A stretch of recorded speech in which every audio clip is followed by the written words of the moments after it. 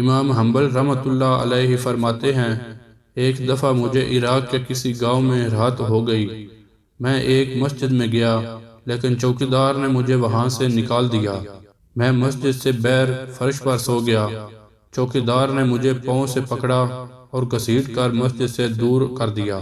ایک خدا ترس آدمی مجھے اپنے گھر لے گیا۔ وہ شخص چلتے پھرتے، اٹھتے بیٹھتے ہر وقت استغفار پڑھتا تھا۔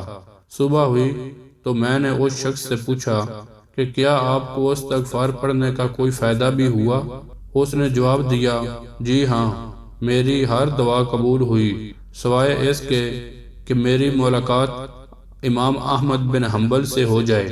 میں نے کہا، میں ہی احمد بن حنبل ہوں، اور تم دیکھو کہ مجھے کیسے گھسیٹ کر تمہارے پاس لایا گیا۔ اللہ کے نبی نے فرمایا، روشن ہو اس شخص کا چہرہ جس نے میری حدیث سنی اور ویسے ہی آگے بھیجی۔ اس ویڈیو کو شیئر کر کے چینل کو سبسکرائب کریں۔ جزاک اللہ۔